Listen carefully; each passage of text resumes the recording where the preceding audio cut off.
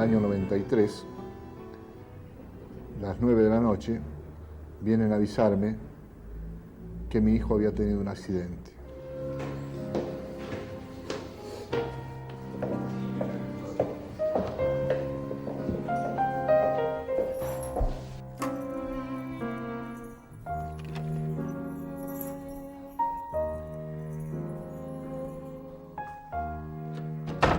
En mi caso, que es una enfermedad renal, dejan de funcionar mis riñones, tenía que entrar en hemodiálisis, cosa que para mí era absoluta y totalmente desconocida. Bueno, yo estaba acá en mi casa cuando sonó el teléfono y llamaban del Hospital Vicente López pidiendo por algún familiar de Marcelo. Digamos que es un tema muy, muy difícil de adaptarse en un principio, ¿no es cierto? Ya, como te venía diciendo, es 3 veces por semana, que te clavan 2 agujas, que estás 4 horas conectado a una máquina y dependiendo de una máquina, y es 3 veces por semana, es prácticamente día por medio.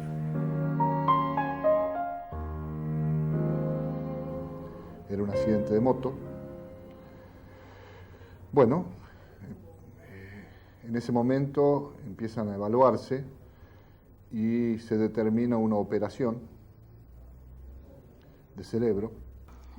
Bueno, le dije que yo era su mujer y me comunica que Marcelo había tenido un accidente en Panamericana con el auto. Sale él de quirófano bien, pero por supuesto tenemos las horas necesarias para ver si la evolución posoperatoria era favorable. Agarré el auto, me fui para el hospital. La tercera opción era que un trasplante con algún riñón cadavérico. Mi casa era un santuario. Ponían velas, pedían a Dios, pedían a un curandero, pedían al diablo, pedían a todo el mundo con tal de salvarlo. A las 3 horas, 4 horas más o menos salió el médico y me dijo que Marcelo tenía muerte cerebral, que ya no se podía hacer nada, que era un cuadro irreversible. Y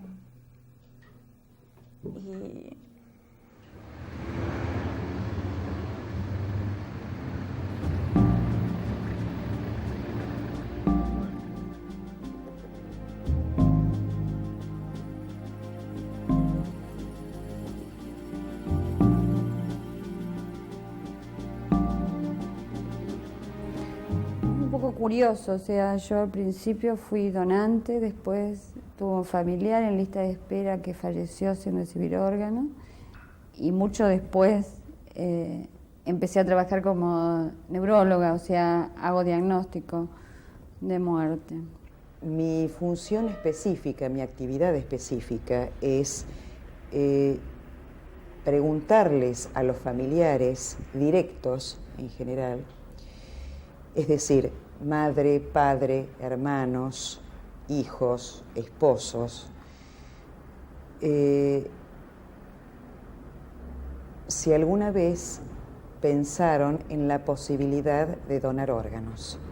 En la década del 50 que observan que personas que tienen lesiones determinadas, extensas o irreversibles del sistema nervioso central, que están con respirador, no tienen posibilidad de recuperación. Justamente lo que ellos plantean es la irreversibilidad de ese cuadro y que estos pacientes terminan en paro cardíaco.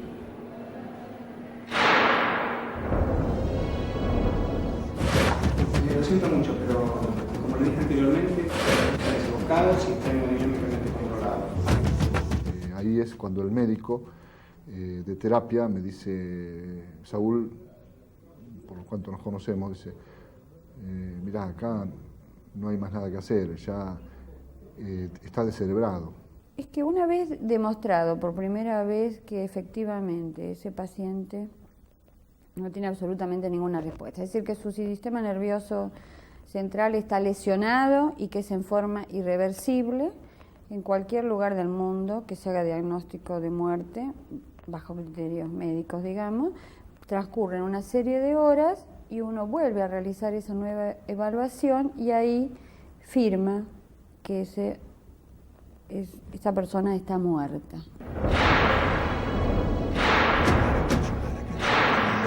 Nadie está preparado para la muerte. La muerte es algo innombrable. ¿Qué objetivo tiene mantener un cuerpo si la persona ya no está más?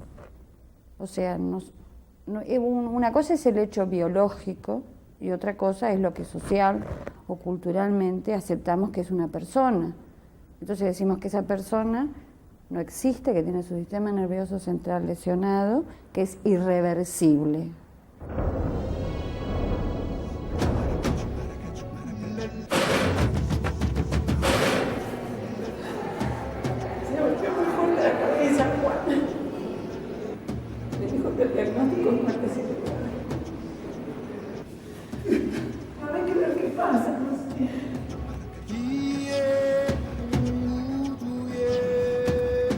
Yo vengo a representar aquello que nadie quiere ver ni escuchar.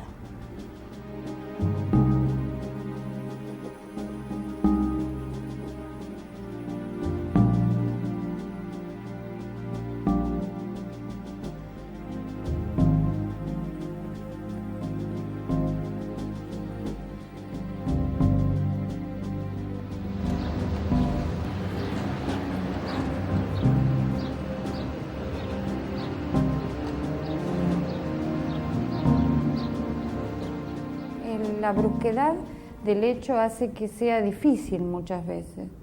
Entonces, hay familias que sí, que están, quizá no exteriorizan demasiado, hay otras familias que se plantean el milagro y hay otras familias que les ocurre que están agresivas. Ante la comunicación de esta muerte que es repentina, las reacciones pueden ir o de un silencio importantísimo y parálisis muchas veces de las personas, se quedan paralizadas, de llanto, obviamente como producto de muchísima angustia, o hasta hostilidad.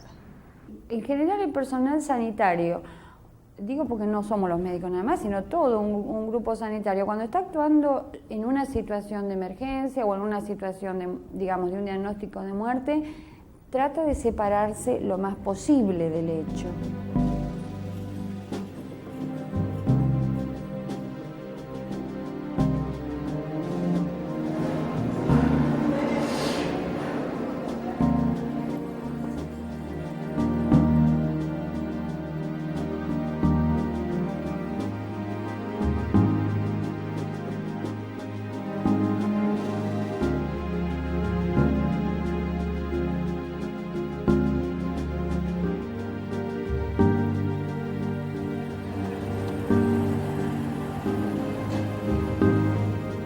Entonces es un cuerpo que funciona, pero la persona no está. Considero que debe ser tratado ese cuerpo con el máximo respeto y así se establece.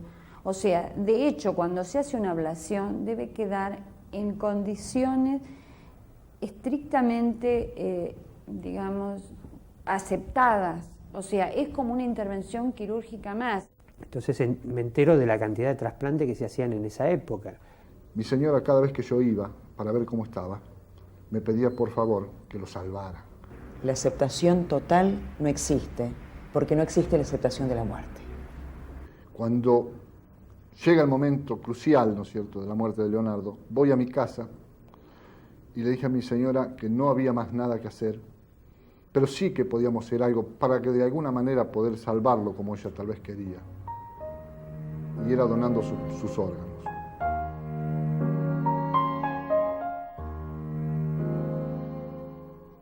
Y se hacían aproximadamente 50. ¿Y a cuánto ascendía la lista de espera? A 5.000. Uno agarraba una calculadora, hacía un cálculo más o menos mediano y bueno, dentro de 130 o 140 años me va a tocar. Y que iba a venir la gente de donación de órganos, porque, bueno, que cuando ocurría que un caso así, de que el paciente quedaba en muerte cerebral, había que comunicar a los de donación de órganos y bueno, ahí vino nada, me dijo eso y se fue. La neuróloga del instituto me acaba de confirmar que el diagnóstico que usted hizo es el correcto. Yo después me voy a encargar de explicar lo que estamos haciendo nosotros acá y Aceptamos cualquier tipo de respuesta. Bueno, cualquier tipo es aceptamos tanto un sí como un no. Ellos no están presionados para ninguno de los dos lados.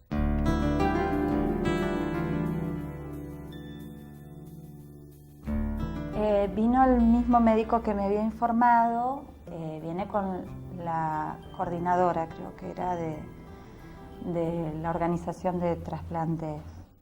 Mira, yo había pasado casi 7 años y medio, casi 8 años sin que me llamaran nunca. O sea que es la primera vez que me llaman.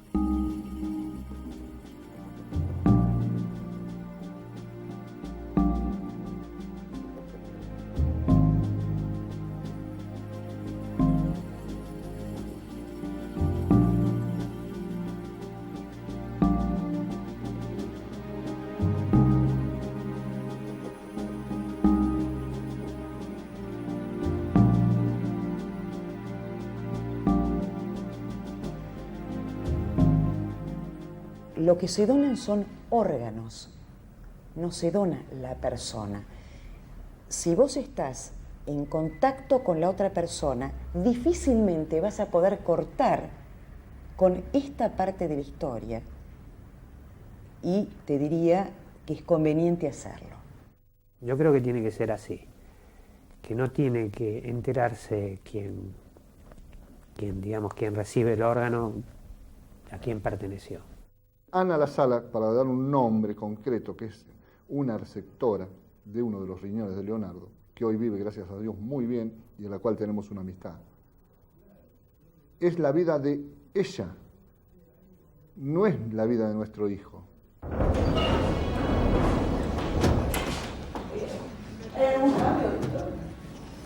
Como le dije anteriormente, su padre presenta muerte cerebral. El diagnóstico que yo realicé fue confirmado por profesionales de Bucaira. Necesita luego unos minutos posteriores. Por eso ya está aquí.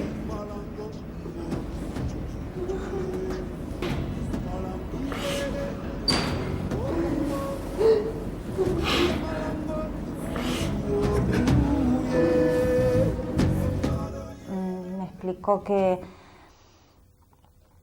los órganos de Marcelo podían servir para mucha gente que estaba esperando trasplantes y bueno, y que ella iba a respetar mi decisión, que podía elegir por sí o por no, que tenía que decidir en breve tiempo. La gente que se pronuncia por el no,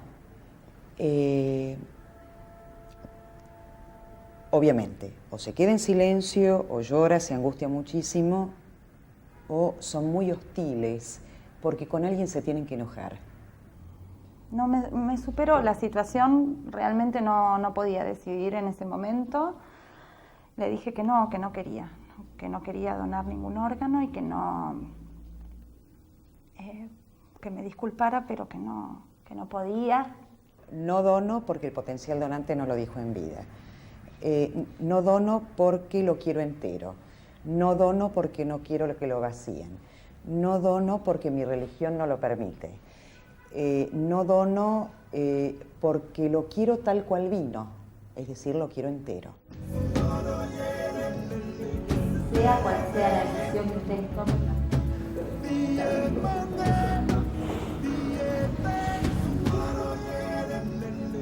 De todos modos, quiero decirle para tranquilidad de ustedes que se trata de una operación minuciosa realizada por aproximadamente en 6 horas. Nosotros vamos a realizar un último examen. Yo ahora los dejo solos para que puedan. Si yo pongo la imagen de mi hijo delante de mis ojos continuamente, ¿cierto? La falta de mi hijo, realmente te lo digo, esto hay que entenderlo tal vez a través de lo vivido y del dolor, que a nadie le ocurra, quisiera yo. Si yo pongo eso, ¿sabes a dónde llego? A la locura. No te lo puedo explicar racionalmente, ¿entendés? Era un momento donde a vos te dicen que se te acaba de morir una persona que amás y que lo van a tener que cortar, que sí te lo explican, que le tienen que dar los órganos a otra persona, pero no Era algo que no lo podía manejar.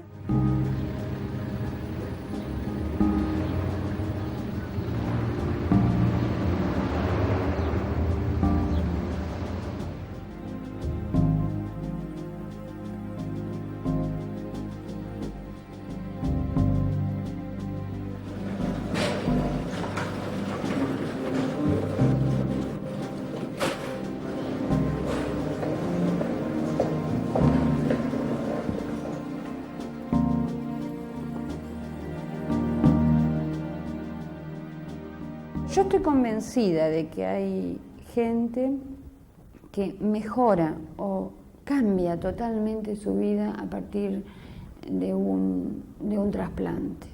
La gente que se pronuncia por el sí, hay dos tipos de reacciones. Hay gente que de entrada te dice, sí, estoy de acuerdo, y dona. Y dice, yo quiero salvar vidas y yo quiero que fulanito viva en tal persona.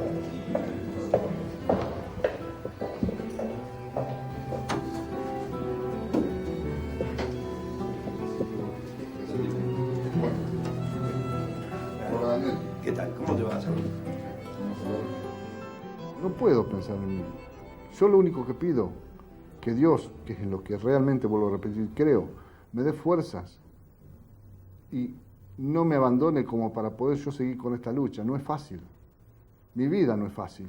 Otra gente que se pronuncia por el sí es gente en donde se la ve más reflexiva y en donde la considera, el decir sí es una manera de alivio o de consuelo. Quizás me consuele pensar que se puede hacer algo. Yo, mira, lo único que quiero es, yo quiero decidir ahora.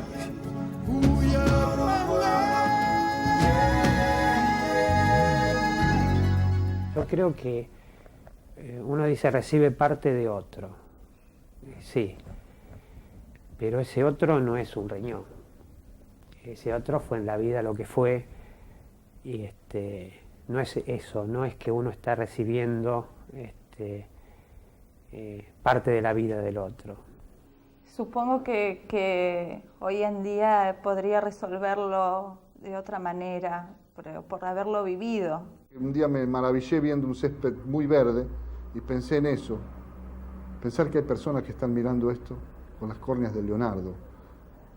Entonces yo me iba a dar tristeza o me iba a sentir bien.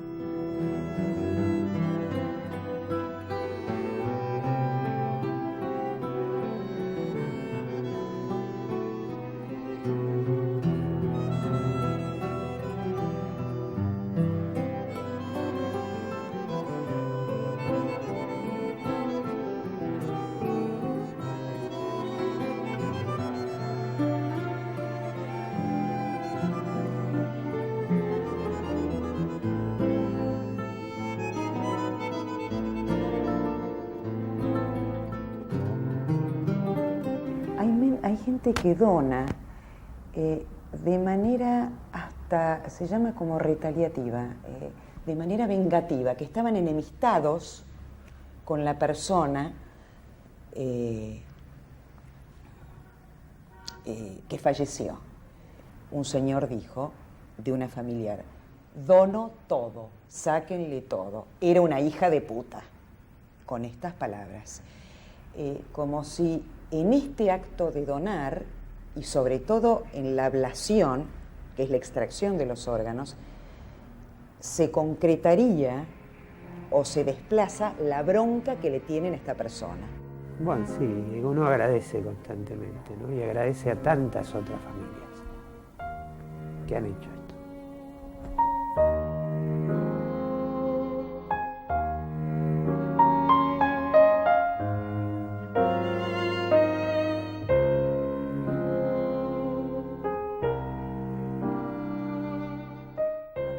Como mentalizado, como preparado, como tenerlo un poco masticado, haberlo pensado alguna vez en la vida qué hacer si un familiar tuyo se muere y decir, bueno, yo donaría los órganos, o haberlo hablado, quizás hubiesen sido pasos previos que te ayudan a tener una idea y en ese momento ya poder decidir desde otro lugar.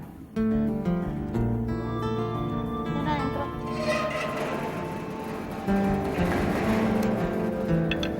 ¿Cómo fue? Centro predicador, análisis sintáctico. ¿Cómo te fue, Diana?